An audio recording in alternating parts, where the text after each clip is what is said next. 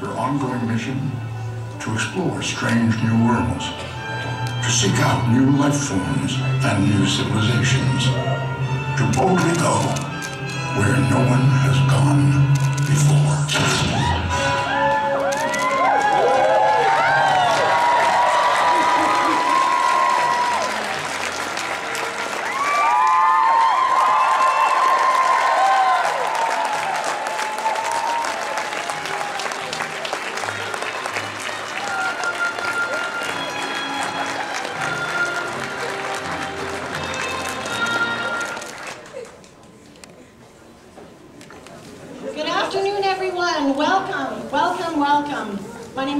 I'm the publicity director, press director here at the Expo, and thank you so much for the privileged few who was able to get in here. You guys got the best seat in the house. Awesome.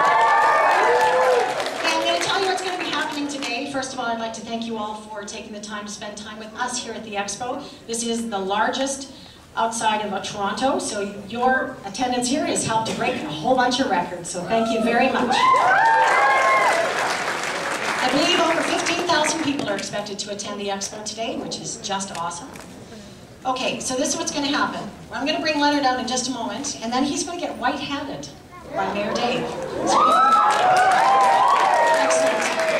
Then Leonard is going to be chatting for a little bit just with you guys, and then I'm going to join him on stage, ask him a few questions, and then we're going to take some from the floor. So are you ready? You've been waiting a long time for this.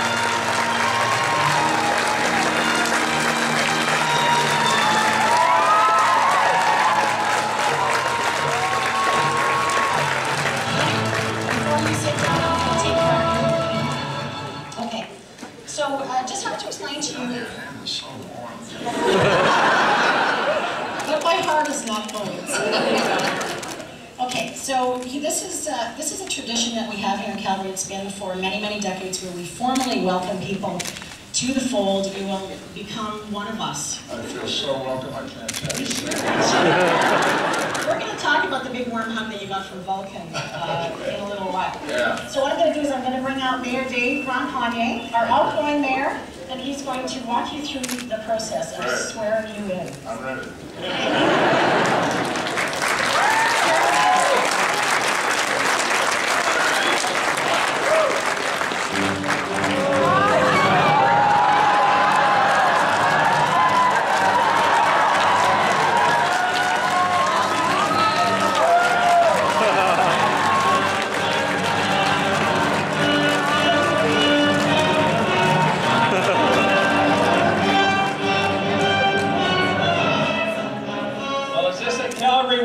For an icon or what?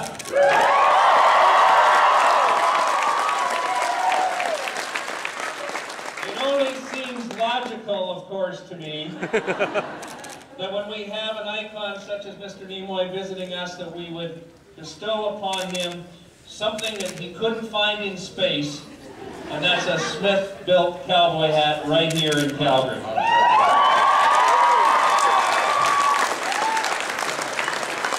You can put it on, Leonard. I promise it doesn't hurt.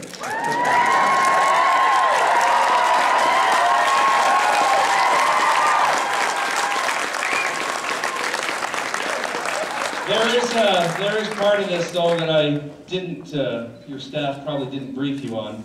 There is a Canadian tradition, a Calgary tradition that goes back well over 50 years, that we welcome visitors from near and afar, in this case from very afar. Out in space, as a matter of fact. But this is the audience participation part. I hope there are enough Calgarians in the room to help me with the final end. We need the force with us to officially welcome our friend. And that means...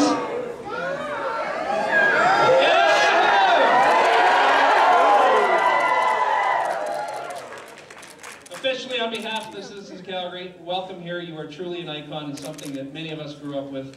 we want to officially welcome you here to our city. Did I just get transparent into Star Wars? Well, I did meet your producer out back. He said to me over a cup of coffee he was looking for a new idea, and I thought, well, why not? We can have a Trekkie come down, put on a cowboy hat, and somehow get back into Star Wars. It could be an interesting take.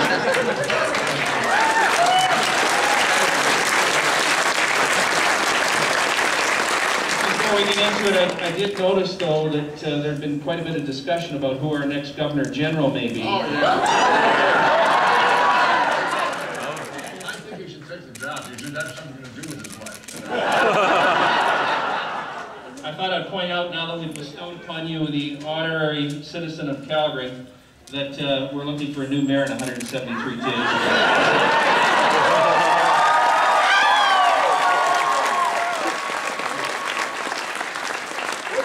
Awesome, Nimoy as mayor of Calgary, and Sattler as Governor General. Come on! Welcome to Calgary, God bless.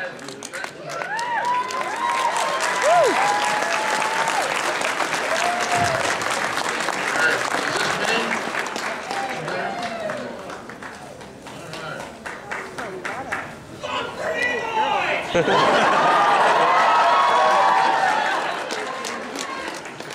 you. Sorry? Okay, thank you. All right. Well, first of all, thank you so much for this fantastic welcome. And we did have a great time in Vulcan yesterday.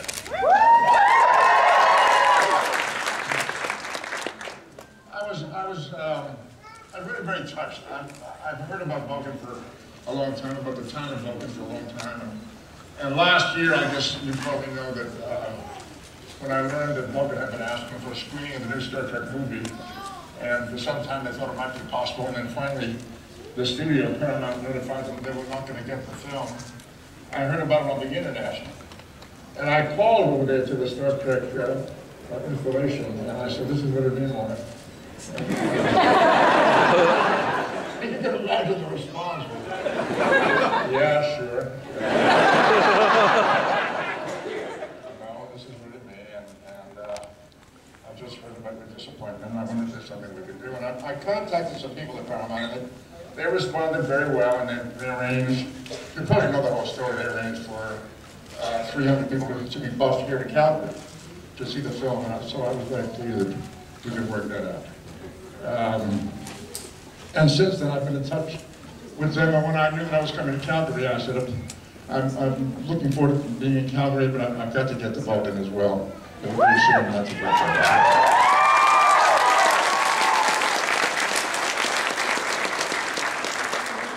You probably heard, maybe you haven't, that I am retiring from films and television. I've been at it over 60 years. And I've had an incredible, incredible run. I'm very, very grateful for all of it, grateful to all of you for your support, obviously, over the years. I've always felt terribly strongly at home in Canada. I've worked all over Canada, including acting and directing. I directed 2 films in Toronto, 3 Men and a Baby for one. I was directing in Toronto.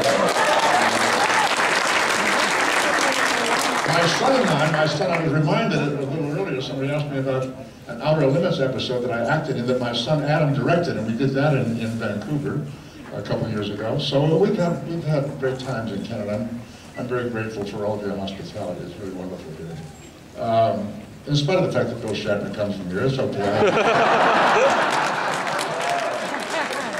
We are very good friends. He was at my house for dinner just this past Wednesday, and you know, he's doing several TV shows. He's got his Raw Nerve talk show that he does, an interview show. He's got the Priceline commercials are still running. He's got, I think, 2 or 3 other shows in the works that are coming on. Of course, Boston Legal he was brilliant on Boston Legal. I thought he was wonderful. And now this Governor General thing is happening, and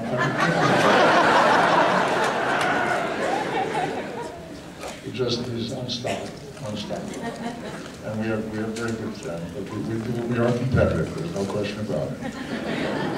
So I guess we'll take some questions. Is there a microphone out there for somebody to is there somebody, yes or no?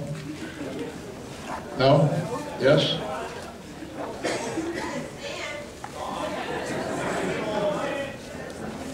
Is this a microphone here? Oh, you're going to set it up? Okay. If you're curious about this, I'm going to be concentrating on my photography for the next period of time. And, thank you. So if you don't know, there is a website. It has a remarkable title. The website is LeonardNimoyPhotography.com. And there's a new show of my work called the show is called Secret Selves, opening at the Massachusetts Museum of Contemporary Art in July. My first solo exhibition in a major museum. I'm very excited about it. And the show is a series of portraits of people who were invited to come to the gallery that shows my work in Massachusetts, in Northampton, the Michelson Gallery. And I photographed 95 people who were invited to come as their secret selves, assuming that a lot of people do have a secret portion of their lives that they don't often show in public, that a hidden identity, a fantasy identity, or a hidden identity of some kind. And people came and did the most wonderful things and brought the most wonderful ideas, and I photographed 95 of them. 25 of those people, their portraits will be shown at this exhibition at MassMoCA, Massachusetts Museum of Contemporary Art, along with a 40-minute video of my conversations with them. They came in individually, one at a time by appointment. I talked to them and then photographed them, and 40 minutes of those conversations will be on the video. The T-shirts, by the way, a little commercialism here. The T-shirts are available. Are you familiar with a website called Etsy? E-T-S-Y? Okay. Etsy has some of these T-shirts available, and I'm really surprised and delighted at how popular they're becoming. Anyway, that's what the T-shirt is all about. It's about my Secret Selves exhibition. Okay, are we ready yet? Yes? There you are, good, okay. Have a seat, thank you. All right, let's talk, let's have a conversation. Now, this will be the first opportunity, I think, that the media will have, as well as people who've already been in Vulcan yesterday, or really wanted to be there. Tell me a little bit about your trip in Vulcan as far as what impact it made. Like, you were really blown away yesterday. I was. I really was quite moved. The first stop was at the Tourism and Star Trek Center. Right. And we went inside there and met with a number of people, including the town council and the mayor and so forth. And they showed me around, and I saw the various exhibitions. There's an extraordinary collection of Star Trek memorabilia in there that was given to the center by a gentleman who had collected it over the years and passed away, and I guess his family gave it to the center. An amazing collection of interesting stuff. I have loaned them, and it will be on display, a pair of my ears, the Spock ears. What else? Which, and this particular pair happens to be they were very important to me, and that's why I kept them. The very last pair that I wore on the last day of the filming of the Star Trek series. So that pair of ears goes back to 1968, I guess. And they're on display now in a wonderful, they put them up in a wonderful display case. And so I saw that, and there were a lot of photographs taken, a lot of video. I guess the video of the event will be running at the center in the future. And then we got in the car and went down the street in a lovely parade following the high school band, I guess. Yes, there was a high school band. And a big Enterprise float, and the mayor and some of the politicians and what have you walking down the street. And that was from the USS Extendicare. I think the seniors put that. Yeah. They put a lot of effort into that little float, didn't they? And then I was introduced, and I was given the key to the city. To the and town. I plan to use it regularly. I want to find out which doors it really opens. Well, you know, towns planner, they never lock their doors, right? So you can probably walk in and they'll just greet you anyway. I was amazed to see the Vulcan Bakery and the Vulcan department store and the Vulcan Funeral Home. And I mean, really, it's all out there. It's great. It's great. Yes. And were you surprised at the amount of people that were there? There was a wonderful crowd of people. There was an estimate of about 5,000. And they were all yelling, "Live long and prosper," and it was great. It was great. We had a good time. There's a burning question that some people have about retirement, the word retirement. Now, you had sort of announced that you were retiring from acting projects, is that correct? Yes, I'm retiring from acting and directing in films and television. I do have a number of appearances like this still on my schedule for the rest of this year, including Vancouver, by the way. And I just finished some work in Vancouver on the Fringe television show.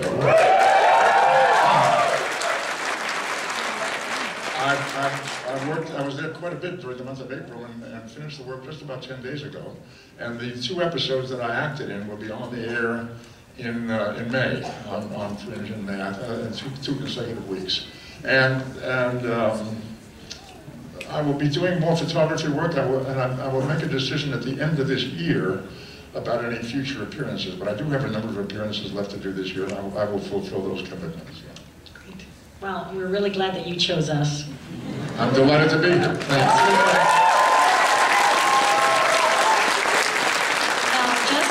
Just a few days ago, you received a science award. Yes, about 2 weeks ago, I was at Colorado Springs, where I was inducted into the National Space Foundation Hall of Fame.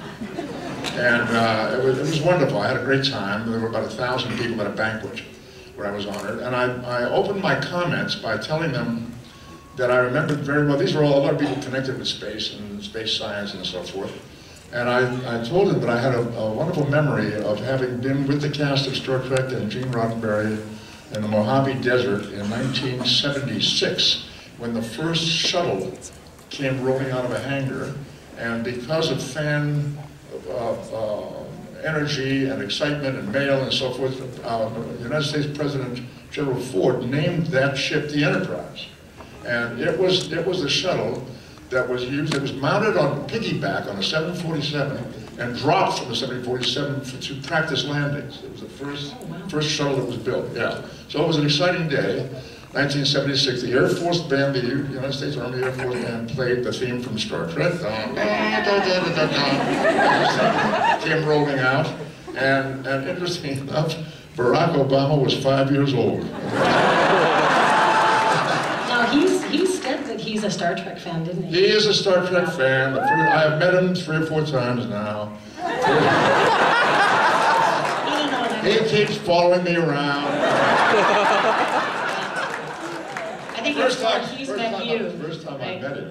First time I met him, he saw me as he approached through a crowd of people that were waiting for him. And he came toward me and he said, "They told me you were here," and he did this. And I thought, this guy could be president, that's okay.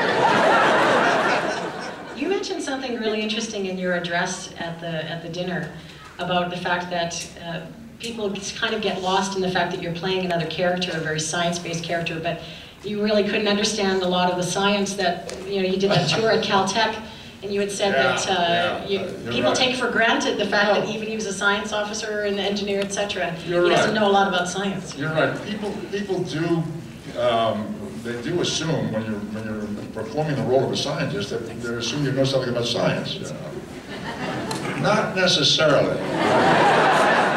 It happens that this is the truth. I flunked chemistry in high school.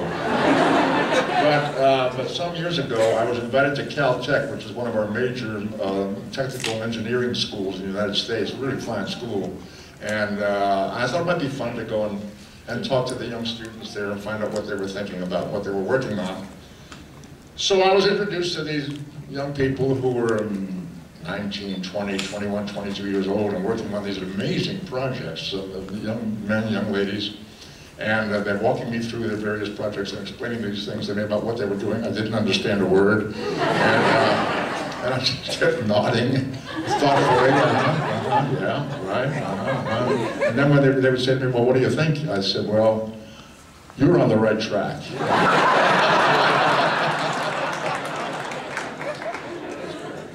The fact is, I'm very touched by the fact that regularly I hear from people, even today coming through the line, people were saying to me that Spock and Star Trek have had an interesting influence on their lives. A lot of people gone into the sciences because of Star Trek and Mr. Spock, and I'm very proud of that because heavens knows we need good scientists, among other things. On this planet, we need good scientists, and I'm very proud of the fact that a lot of people have dedicated themselves to the sciences because of Spock and Star Trek. I think it's a wonderful thing. Now, I reminded Leonard, I interviewed him a few weeks ago, and I'd said to him, you know, it was about 30-some years ago, 32 years ago, he was on a talk show, the Alan Hamel Show, and he had mentioned that he had met some aliens literally on the Earth, and they thought he was Spock the Vulcan, so they were coming to identify themselves to him. And I had asked him if he'd remembered, you know, what they looked like. He said he doesn't remember, but your response was that you haven't met any since. You haven't met any aliens since. So my question actually, interesting, other than the ones that are hanging around out here. Extraterrestrial life, I'm curious about what your opinion is on that, the search for I'm sure that there are existence. aliens amongst us. I'm sure. They may not necessarily identify themselves, but I've met some people who I suspect are aliens.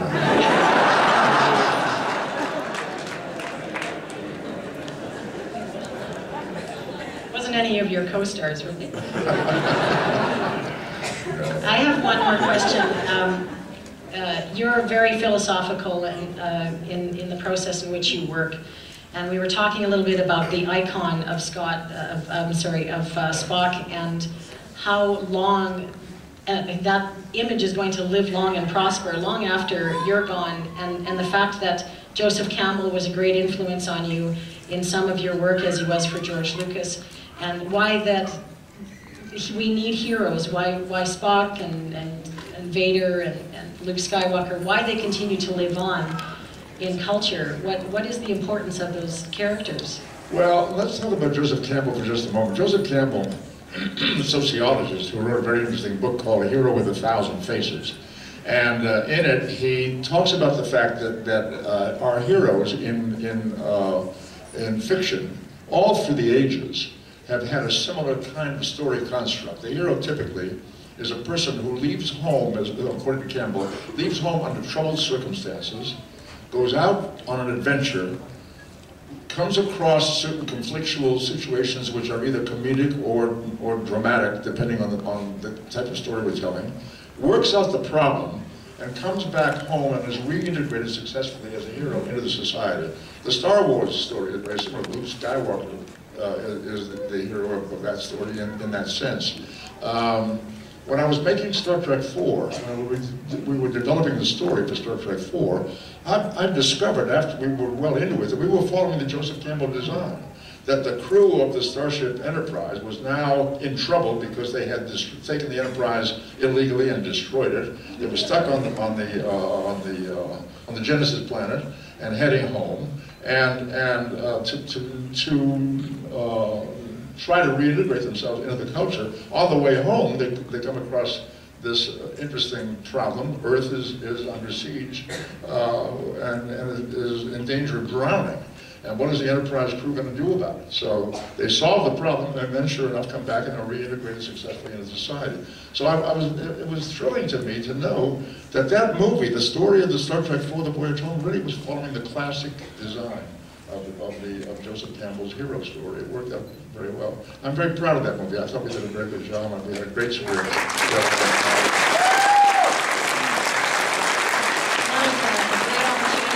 To push sort of the environmental aspect and more awareness at the end. Well, there was that too, of course. I was trying to develop the story when I had a conversation with a friend of mine at home one night about, we were talking about endangered species. And the subject of humpback whales came up, which at that time were endangered. And I began to do some research and discovered that it was a fact that the humpback population had been diminished greatly by whaling around the world. And I thought, particularly with the idea of the whale song was such a wonderful, mysterious, dramatic device to use. And that's how it found its way into our story. Some years later, I was invited to go to Russia to show Star Trek 4 in Moscow, because the World Wildlife Fund invited me to go and show the film. The show started before in Moscow, because the Russians had declared a moratorium on whale hunting, and they wanted to celebrate that event. So we went to Moscow and showed the Slip Lake 4 film there, and we had a wonderful time. Lovely. Thank you for answering the question. We're going to take some questions from the floor. We have about 25 minutes, 20 minutes or so please go ahead. Great. Hello, Mr. Nimoy. Wonderful to meet you. My name is Donald. Thank you. Really enjoyed your body of work. I was a little young to see it in the theater, but the Invasion of the Body Snatchers movie with Donald Sutherland, wonderful film. Yeah. And the Outer Limits episode that was referred to earlier, is this still in rotation on Canadian cable television? So I've seen that very recently. I enjoyed it a lot. Yeah, thank you. My question is, my question was going to be about one of your most recent projects, which of course is William Bell, your character on Fringe. And I know you might not be able to reveal too much, but it seems like the character is slowly being revealed to be quite a diabolical character. He doesn't seem like he's not being developed as a heroic character. So I'm wondering if you can share anything about sort of the reveal of William Bell. If you are wondering, that's a very good thing. That's precisely where they want you to be, is wondering. And I thank you for your question.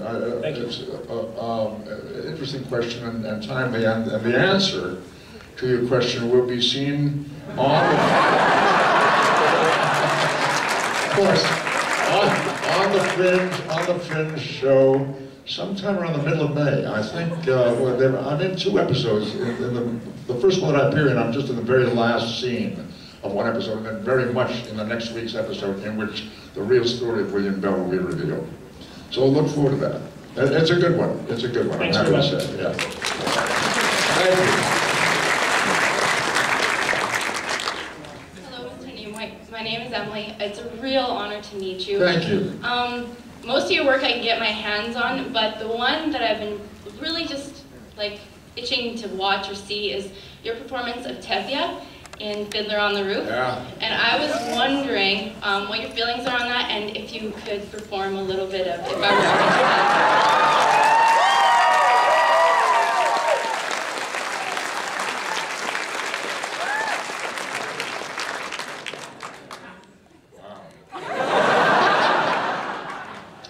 Well, how it came about is kind of interesting. I was, let's see, it was 1971, almost 30 years ago.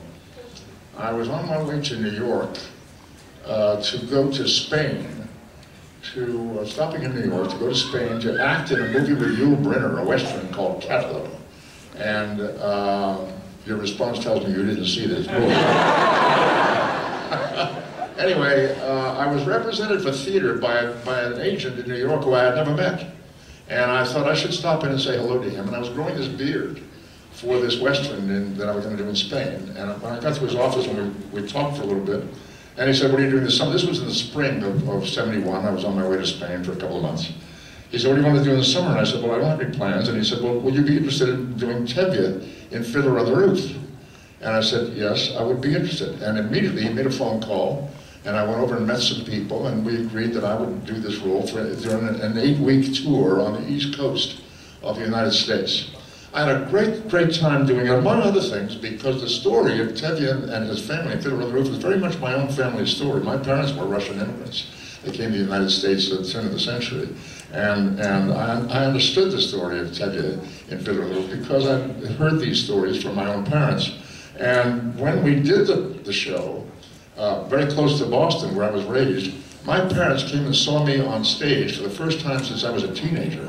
And it was very exciting for them to come and see pretty much their story being told with me on the stage performing this role. So it was a very wonderful, emotional, and family experience for us. I thank you for bringing it up. Now, as far as me performing it now,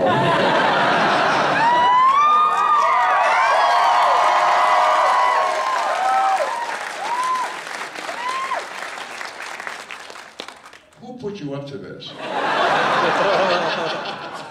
Fiddler on the Roof is one of my favorites. If I were a rich man, all day long I'd biddy biddy bum. If I were a wealthy man, bum.